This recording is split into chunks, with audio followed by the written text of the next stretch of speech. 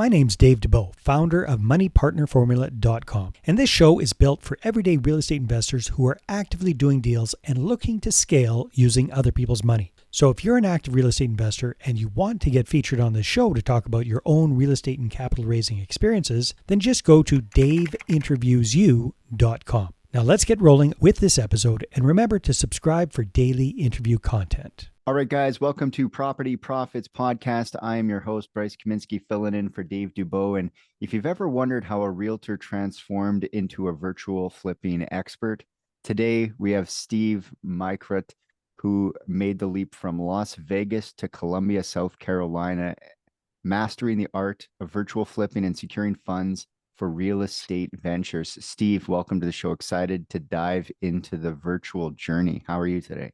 I'm great, Bryce. Thanks for having me. We got the memo. We both got our blue shirts on. Yeah, it's blue day. Yeah, it's blue day. Well, I'm kind of handcuffed with the blue sign, so I try to keep the blue shirt. But yeah, I mean, you're a real estate agent in Las Vegas, flipping property. I would say that's probably halfway across the country. yeah, it's about almost as far away as you can get, right? Yeah, unless you were in California and you were flipping in New York, that would be probably about as far as you could go. So, or maybe Alaska. That would be Alaska for sure. Clear across the world. So,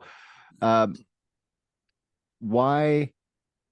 We talked a little bit before the show as to the numbers in your market. Is that the main driving factor for working out of your market? Because a lot of people get nervous about working outside of their market. Yes, I would say that it was sort of by chance, somewhat by chance, that I ended up flipping in South Carolina. I had been a realtor for a long time. I've been licensed in Las Vegas for 22 years, and I never really made the transition to investor. I did a one-off here and there over those 22 years. But I decided in around 2020 that I wanted to get into investing full time. I had the knowledge base. I just wasn't sure what to do. So I joined a mastermind coaching program that was about wholesaling. Actually, oddly enough, I'd been licensed for so long and had never done a wholesale. I didn't even I didn't even really know what a wholesale deal was, which seems almost unbelievable after being in the business for so long. But so I took an expensive course on how to wholesale property. In that course, we had 3 weekly Zoom meetings where all of the students, we could see one another. Mm-hmm. And that's where I met my current business partner. His name is Ruben.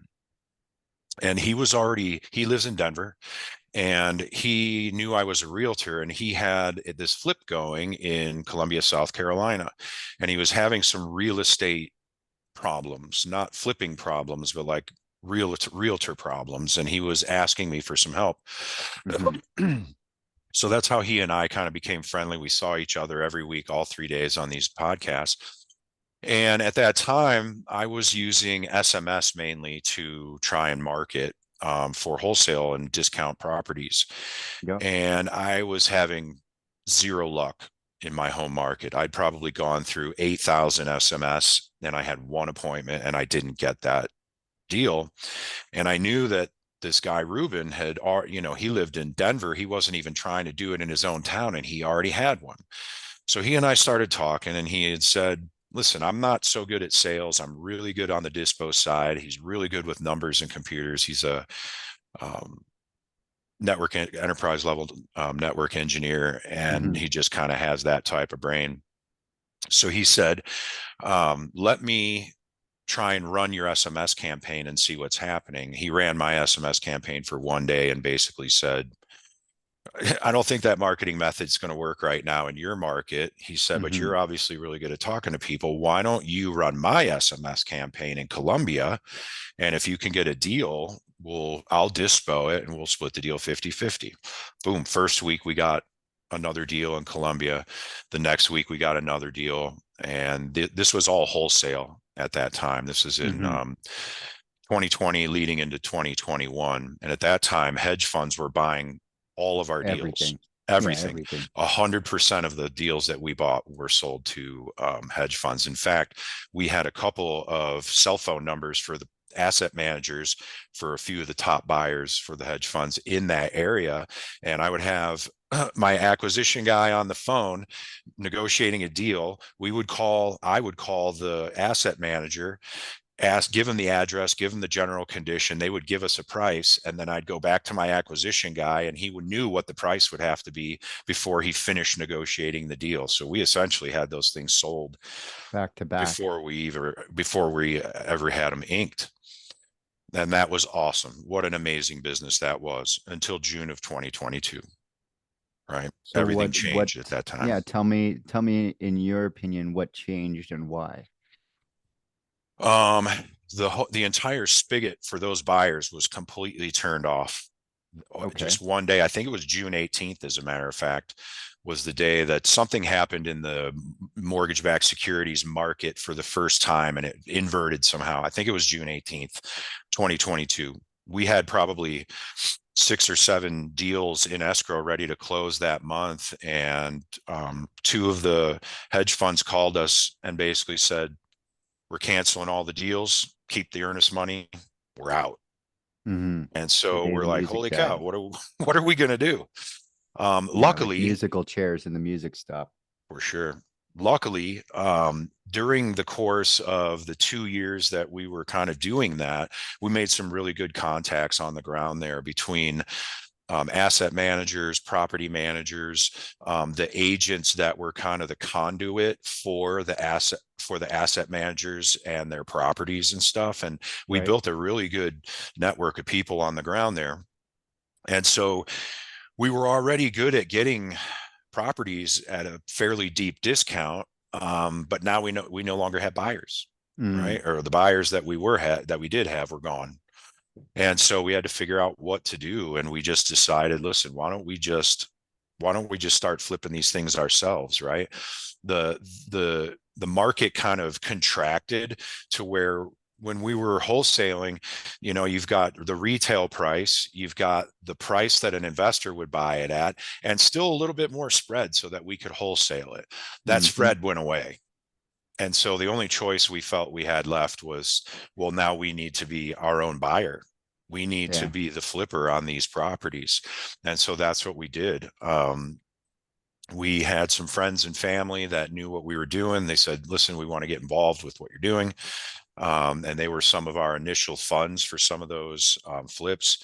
We used a couple of the more popular lenders, like Dominion was one of the companies that first got us started. Mm-hmm. But their funds were limited to a multiple of what we had in cash reserves, and that can always be challenging.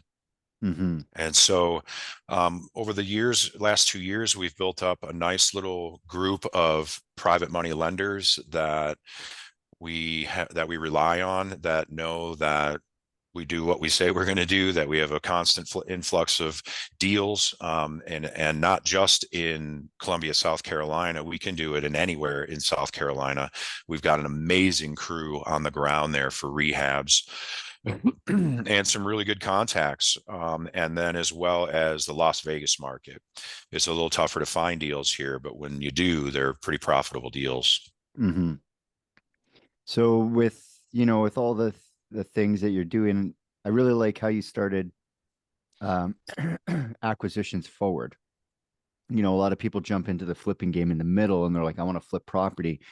How do I find deals? Right. They've already, started dreaming about doing deals, but they have no idea how to like actually find them. And I think that people who do really well in flipping really have their roots in wholesaling because they're like, well, I bought it with meat on the bones. And even if the meat on the bones, like you're saying, I kind of evaporated, if the market coming down maybe 5% or something, which would have been your fee, we can still make this work as long as we eat our own dinner here. So, Yes. um, instead of sending it out the kitchen, looks like we're eating it in the back here. So, with Robert Kiyosaki, he talks about the unfair advantage. What comes easy to you guys in your business that other people might find difficult to do? Well, I wouldn't say that it's easy, but one thing that's been really powerful for the partnership that I have is excuse me, in the first coaching group that we met in, we had our personality profiles done. It was the personality index PI Mm-hmm. assessment, they call it. It's like like DISC, Yeah, or disc or any of there's the a other bunch of ones. them, Yeah. right? And so it kind of was the first time that I ever identified what my superpower was, right? And same thing for my business partner.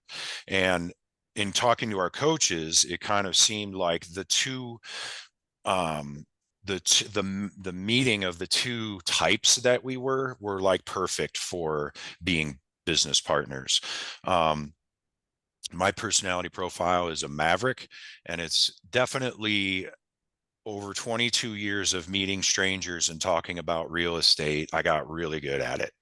And Mm-hmm. so I would say building rapport very quickly, and understanding how to structure and architect a deal is probably my strongest suit. That's my superpower.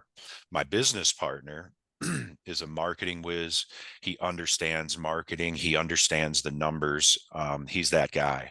And I'm definitely not that guy. So those two things, us coming together and working together and understanding what each of our lanes were, right, and what our responsibilities were to make this thing work for us, that's really what was probably our biggest advantage. We had the right butts in the right seat, and we understood very clearly that whether you're a wholesaler or you are a flipper or whatever you're doing with real estate, the whole game is finding deals, Yep. period. Right? It's potentially the toughest part unless you treat it like its own business. And that's kind of how we've treated it along the way. Nothing happens until you find a discounted property. And Yeah. You're there just will be dreaming no before that. discounted properties if you're not marketing. And if you're not marketing to people that need help, you're wasting your breath. I was gonna say when you brought up the personality profiles, like the way this guy talks and the way he kind of moves, I'm gonna guess he's like an ID or a DI, and your partner's probably like a CS, like a computer support person, loves to tinker in the background, and you just want to get the deal done. You want to get on the phone, you want to close the deal, you want to find out what the deal is, get it done. And he's like, "Let me get you more. I bet we can improve that by 10%." That's exactly how it is. That's exactly how it So is. yeah, a great partnership. That's the secret sauce I'm hearing is a great partnership to balance out each other and like have a full rounded business moving there. So, with all you've accomplished in real estate so far, what would you say your biggest obstacle is these days? Um, there's been a couple along the way. Obviously, the change in, like, we thought we had it figured out, man, when we were wholesaling, and like, this is the greatest thing. It's like printing Yeah, money. And yeah. so something as crazy as a massive market change in all of that was really painful for us to go through. As a matter of fact, at that time, we had just gone from outbound marketing, mostly SMS and cold calling, to inbound nationwide pay per click. Right.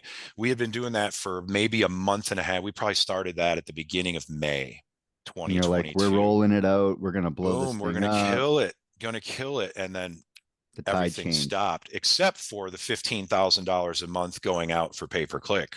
Right. The marketing spend never stops, whether you get a response or be able to execute on it. No, that's a Yeah. different story. So coming full circle, though, it's kind of the cool thing that's happened for us is because we started as wholesalers and we did a bunch of deals, we got to know, even though we weren't there, we got on the radar of all the other people that are doing what we were doing out there. They know who we are, right? Mm-hmm. So we took a beating in 2020, from the end of 2022 through the beginning of 2023, just like most people did. Yep. And what we started to see happen is all of a sudden the other people that were doing what we were doing, now they're coming to us with their deals. Yeah, So you became the buyer. we Yeah. became the buyer. And after doing a couple of them, you are obviously on the radar, like people that look Mm-hmm. at Prop PropWire or stream, and yeah, they're PropStream, like, like oh they can look, this guy's identify us. names. Yeah, this guy's name's on like 10 properties. We should give Next him a thing I call. know, I'm getting calls from 3, 4 wholesalers a day with different deals. And as of right now, today, we currently are still at zero ad spend and have been for the past maybe 6 months. We've been buying all of our deals from wholesalers, realtors, on market deals in Columbia, South Carolina, and just other affiliated people in the business that have heard about us. And then also, like my Facebook page, we typically put, I constantly am updating pictures and what we're doing in the projects we have going. And that actually generated more interest than I even anticipated. A lot of people like seeing that stuff, and I didn't realize it, but it's been a real blessing for us. That's where a lot of our private money lenders have come from. Yeah, it builds that trust. They're like, look, he does what he says, and here's the photo proof that he actually flipped those houses, and the job he did is amazing. I want to be part of that. So, um, yeah, once, as a wholesaler myself, if someone's buying and they're aggressive, they're on the top of my list. They're the first call because it's the easy one. The guy knows his numbers. I don't have to convince him. He's going to convince himself. He just needs to know the address and the price, and he'll call me back or even do it right on the phone and say, yeah, no. Totally. So, Real quick, with in the fact, money. with a couple of the top wholesalers, the ones that are actually like we felt are like doing a good job and out on the street finding good deals and helping people, we actually, based on how we're financing things or whether we're using private money or some of the credit lines and stuff that we have, my partner Ruben built out a calculator that all we need to plug in is the ARV, the amount of repairs, and what our purchase price is, and it just displays all of this information and tells us. And so we just gave that calculator to the best wholesalers, and we're like, listen, if this number on this line right here is 25,000 or higher, call me, we'll buy it, we'll buy them all. Mm-hmm, mm-hmm.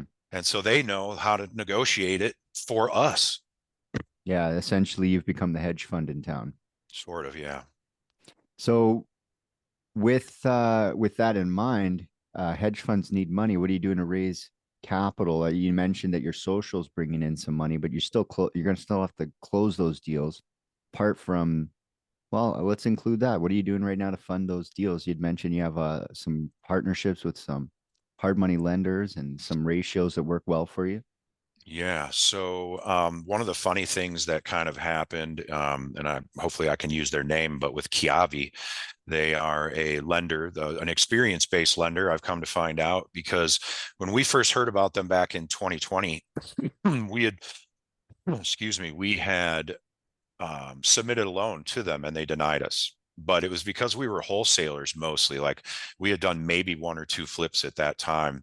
And so we had heard the name, they had kind of blown us off, and that was that. Mm-hmm. And so at maybe 7 months ago or so, I get an email from one of the Kiavi reps saying, hey, we see all the properties that you're flipping. We know what you're doing.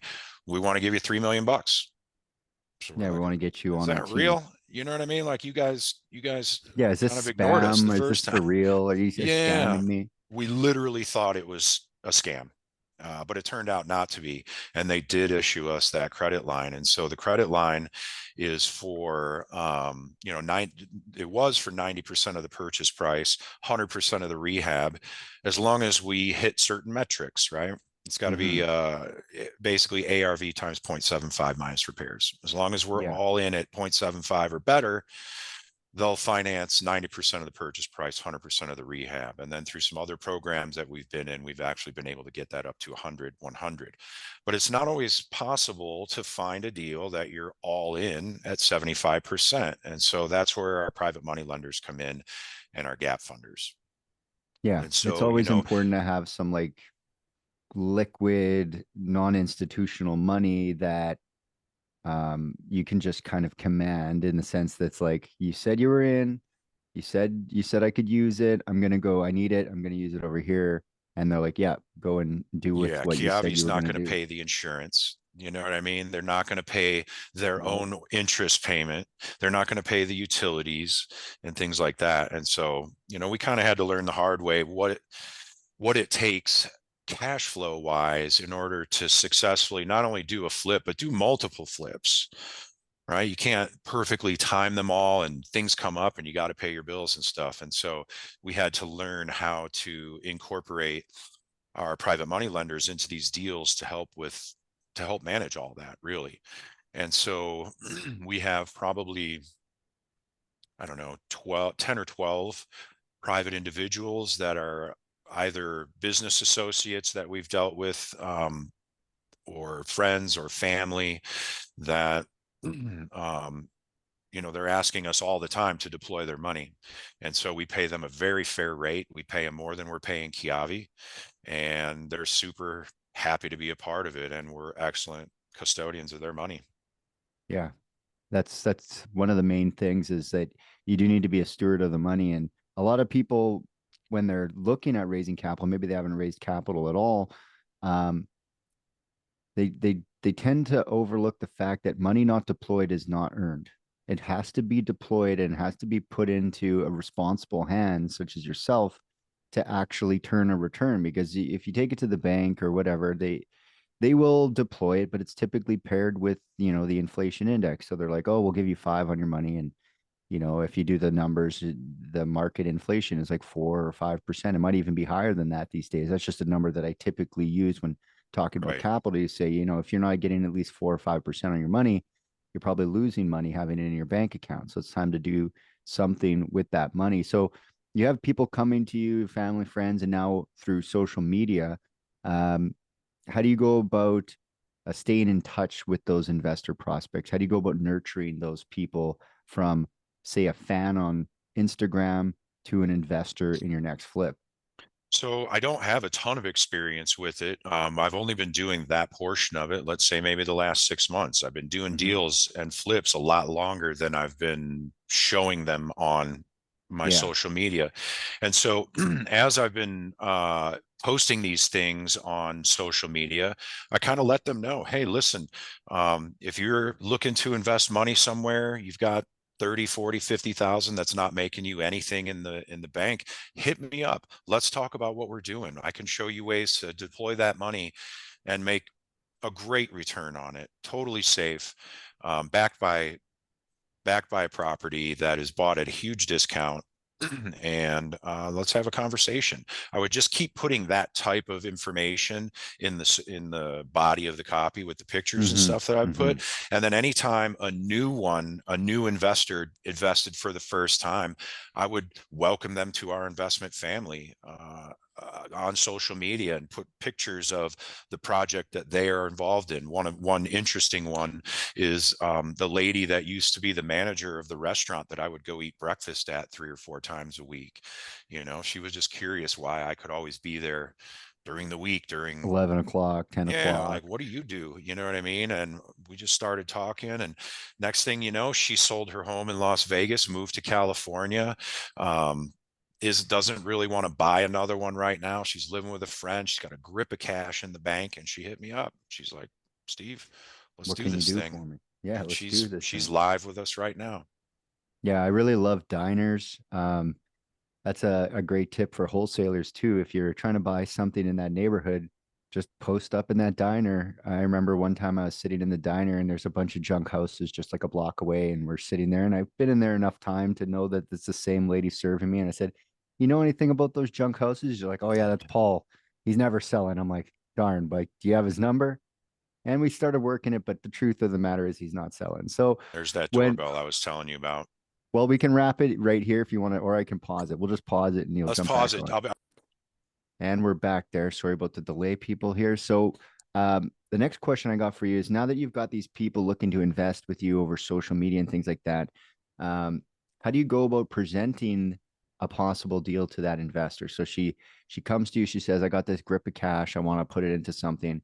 Do you have a pitch deck? Do you just show her the numbers? How does that you typically go to get someone to invest with you? Typically, they've already been following what we're doing. So I Mm-hmm. don't need to convince them of the experience or our ability to do it. It's the number. I mean, it's literally, I'll give you X points and X percent. Typically our private money lenders don't even ask how the money is actually going to be deployed. They do Mm-hmm. like to know exactly which property it's on. And then they get to see it kind of happening as I post pictures and stuff over the weeks that project is happening. And so it's really just about, what am I going to make on my money? Yeah. That's what it's about. There isn't much of we don't have a pitch deck or anything like that. It's been all word of mouth. Um, and success with what we're doing. And then obviously they're happy and they just want to put in more and more. And so, but we definitely could get access to more deals than we currently have, probably enough capital to actually do. It's always a thing. Other people's money is the way to really break the thing wide open, because the hard money is great. You know, it's really helpful. It's really streamlined. You can usually get most of what you need, but dinner without a fork is tough. So you gotta go and you gotta get that token money. Yeah. And it goes to show the hard money lenders, they want to know that somebody other than them trusts you enough to put a little bit of money on the table to make the thing go. And so, you know, what's interesting is we haven't really touched on the fact that you're a real estate agent. And a lot of times real estate agents shy away from investing because they're like, well, I can't because of my broker wants me to disclose this. And because I have a license, I can't do that and this. And what would you say to real estate investors who are seeing deals, who are in the business, and they're shying away from it because they're a licensed holding real estate agent? I would say three things: disclose, disclose, disclose. Right. Mm-hmm. That's the first and main thing. The other thing is, and this is just me personally, I think there'd probably be a lot of people that agree with me and a lot of people that disagree with me. I never did any wholesale in a market that I was licensed in. Yeah. Okay. I only wholesaled in South Carolina, where I do not hold a license. I do feel that as a wholesaler, and there are a couple of like ways of investing, like novations, for instance, right, that are going to be real tricky if you hold a license and you're a fiduciary. Mm-hmm. If you are ever brought to task, you're going to have a problem. Yeah. Right. And so I never did get a license out there, but it's just really, in my opinion, as long as you disclose what you're doing and you're not trying to screw people, you're not trying to trick people. The goal is to help someone, to help them Mm-hmm. architect a deal, right? Not everybody is going to use a realtor under the traditional methods of listing it in the MLS. And I've come to learn that there is an infinite number of reasons why. And Yeah. sometimes they don't want to tell you why, and that's okay. But there is a market for people that have the experience that an agent has, that those folks don't necessarily need an agent. What they need is a solution, sometimes a Yeah. fast solution, one that usually involves cash. Yeah, I'm a big believer in if we could really, if the truest bandit sign should be we buy problems, not we buy houses. Because the reality is the house is what we get result of solving the person's problem. Because maybe they don't want to bring it to the market because they don't want people to see the inside. Okay. But the house itself is a fine house. It's just they don't want the neighbors seeing what the inside looks like. So That they definitely happens. quietly they quietly sell it. They get a decent price. You can help them solve the stuff problem of their house. And, We've you bought know, from hoarders, that obviously, we've bought from people that have things about them that they're embarrassed about. We've mm-hmm. like you said, there's all kinds of reasons why people choose not to go the traditional route. And so, it always comes back for me to being and to be a solution for whatever their problem is. They're not in the market every day. Most people don't even know what the options are. Yeah, they And might buy or so, sell a house once or twice in their life. absolutely, right? And so I feel like I am the bringer of information and possibilities, right? They're the ones that are ultimately going to make the choice, but Mm-hmm. it's just about understanding what it is they need, what their problem is, and how I can solve it. And just because I'm an agent doesn't eliminate me from being able to be the one with the cash or the idea or the structure necessary to solve that problem that they have. But always disclose, and Yeah. especially in writing, just over disclose, and very much disclose how you're, in what capacity you're acting. You know what I mean? There's Mm-hmm. sometimes I'm acting as in the capacity of an agent, a licensee, and then there's most of the time where I'm acting in the capacity of an investor. And Yeah. so they just have to be very clear, and we Yeah, get it the in broker writing. just everyone wants to make sure that it's a fair deal, and fair sometimes can be subjective, but if you really disclose and you really write, how this came to be, there's usually not an issue. It's when people are not disclosing and then it comes out, and that's really where it gets tricky with the license. So as a realtor, you can definitely, but as Steve says, disclose, disclose, disclose. So you've done a ton of stuff. I really love your acquisitions first growth pattern, because that's really where the best deals are made and found. And then your ability to flip them, the taskmaster of what it is that you're doing, and the network that you've been able to put together. If people want to participate, they like what it sounds like, they want to find out more about you, where do they find you? How do they connect with it? What should they do? They can check me out on Facebook, Steve Mikrut. The last name's Mikrut. Also on Instagram, or our website, therealcashoffer.com. You can contact me through any of those places, and I'd be happy to have a conversation with anybody that's interested about anything to do with investing, or if they want to get some money in play, we can talk about that. I love talking to people, so I'm always available. Yeah, that's what makes you that's what puts you in the maverick category. Or I Right. really appreciate the time, and I think people are going to get a lot out of the structure and how you were able to actually climb the ladder of success. And I think you're going to give people a lot of hope that they can do the same. I really appreciate your time, Steve. Thank you very much, Bryce. It was my pleasure. No problem. And until next time, guys, we'll catch you on the next episode. Hey there, I really hope you enjoyed that episode. And as always, if you want to listen to more daily interview content, make sure you subscribe. And if you're an active real estate investor and you're doing deals and you'd like to get featured on this show, then just head over to daveinterviewsyou.com. Now at moneypartnerformula.com, we help real estate investors to create a process for predictably getting capital so they can do more deals without relying on hard money lenders or the banks.